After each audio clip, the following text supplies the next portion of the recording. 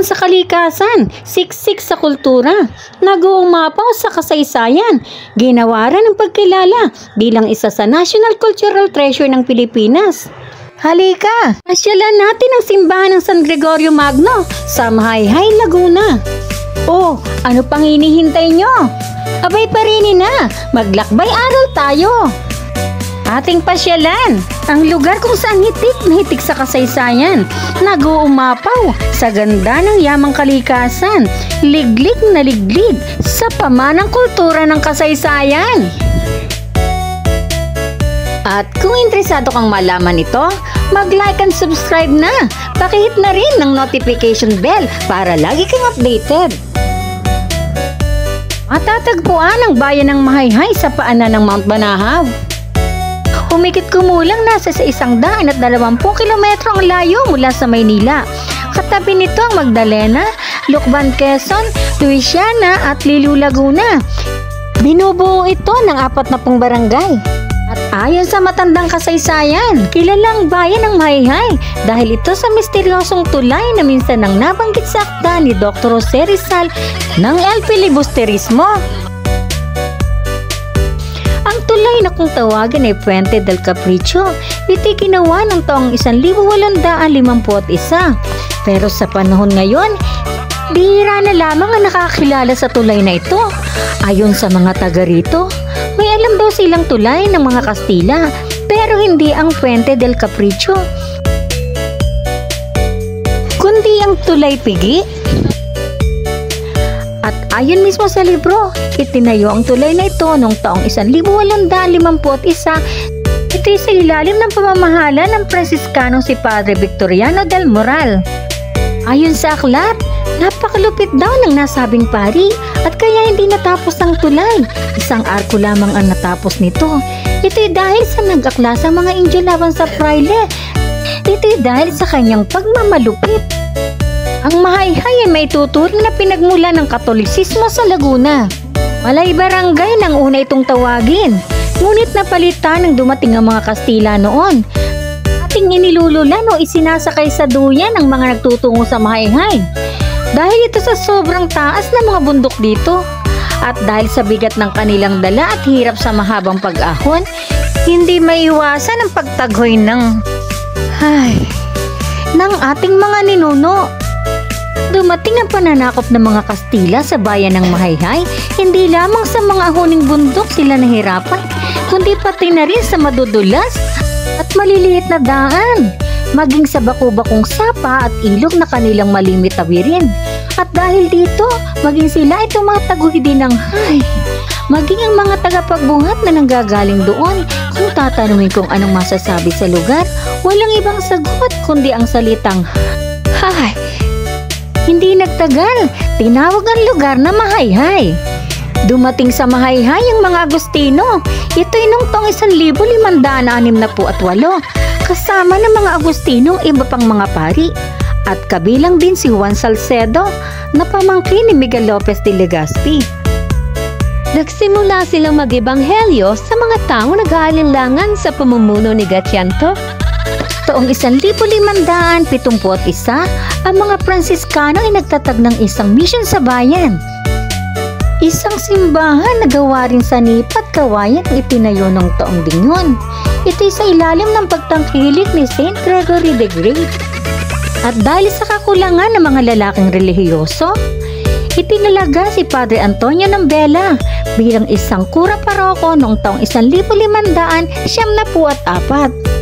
Siya'y nagsilbi sa Mahayhay bilang isang infirmary para sa matatandang relihiyoso hanggang sa taong 1606. Sa ilalim ng kanyang pastor, isang mahabang damit ang isinusuot ng mga asawa sa simbahan. Ang pagtatayo ng simbahang bato ay nagsimula. Ito'y noong taong 1616 at natapos noong taong 1649. Sa tulong ni na Maestro de Ocampo at Don Benaventura de Mendoza. Subalit ang simbahan ay muling nasunog noong taong 1660. Nagsimula ang rehabilitasyon ng taong 1711 at ito'y natapos taong 1730. Ito'y sasapilitang pagpapagawa sa mga tao. Kahalip na muling itayo ang simbahan, pinagpasyahan ni Padre Jose de Fortaliano na panggitnaan ang guho ng 2 patong na laryo. Ito'y nagresulta sa hindi pangkaraniwang kapal ng pader. Isukat na 3 metro o katumbas ng 9.8 pulgada. Inabot ng 19 na taon para makumpleto ng mga taga-Mahayhay ang simbahan. Ito'y gawa sa volcanic top na may pulang tile at prime lumber. Ano ang volcanic top? Isang malambot at nadudurog na batong galing sa bulkan. Madaling hukayin, subalit matibay at buo. Taong 1730 na kumpleto ang simbahan.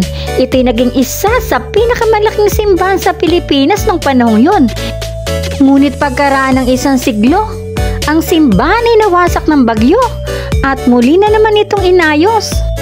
Ito ay noong mga taong 1839, 1842 at maging noong 1848. Ang bubong ay pinalitan ng yero. Ito'y noong taong 1872. Ito'y sa ilalim ng pangangasiwa ni Padre Gregorio Platero. Ayon sa matatanda noon, ang simbahan ay naging punong tanggapan sa hukbong Amerikano. Ito'y noong panahon ng mga Amerikano. At dahil sa pinsalang dulot ng Rebolusyong Espanyol at Amerikano, muli na naman itong ipinaayos. Muli itong ginawa noong taong 1912. Taong 1954, muling isinailalim ang simbahan ng Mahayhay sa rehabilitasyong programa ng gobyerno. Ito ang malaki at napakagandang simbahan ng San Gregorio Magno dito sa Mahayhay, Laguna. Taglay nito ang Romanesque version na makikita sa ngayon. May habang 200, may lawak na 56 at may taas na 54 na talampakan.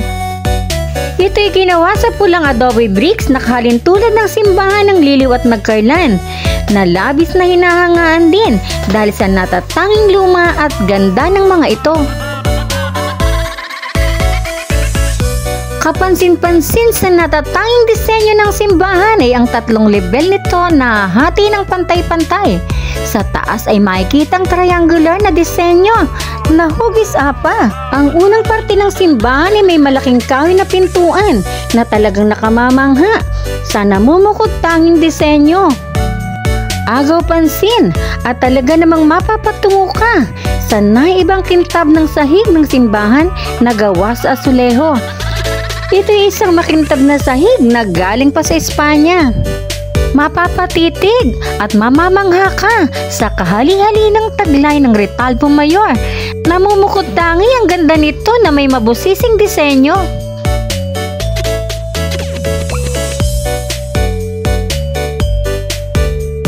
Kung napatungo ka sa ganda ng sahig at namangha sa gandang taglay ng mga Retalbo Mayor, tunay namang mapapatingala ka sa natatanging alindog ng kupula.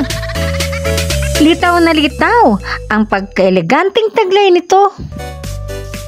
Kung pagmamasdan, tila bagay ika'y bumabalik sa panahon ng nagdaang kasaysayan. Lutang na lutang sa natatanging ganda kung pagmamasdan ng pulpito na kung saan tumatayo ang mga dating pari kapag sila ay nagbabahagi ng pangangaral sa taong bayan.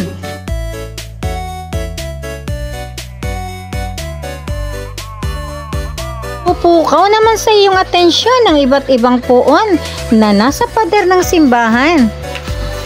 Mapapatitig ka sa disenyo na tila ba gusto mong lapitan upang iyong mamalas ang pulitong pagkakagawa nito.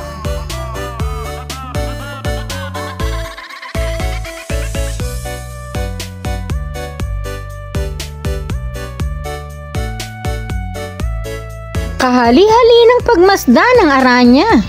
Ito ay isang uri ng nakabiting lagayan ng mga ilawan o kaya ay tirikan ng mga kandila.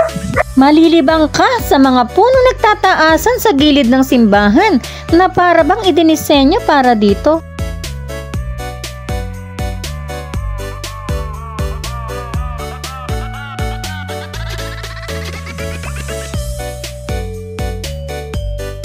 Nagtataglay din ng simbahan ng 5 palapag na bell tower. Ito ay may hugis na apang bubong at mga bintanang may finial at malaking antik na kampana.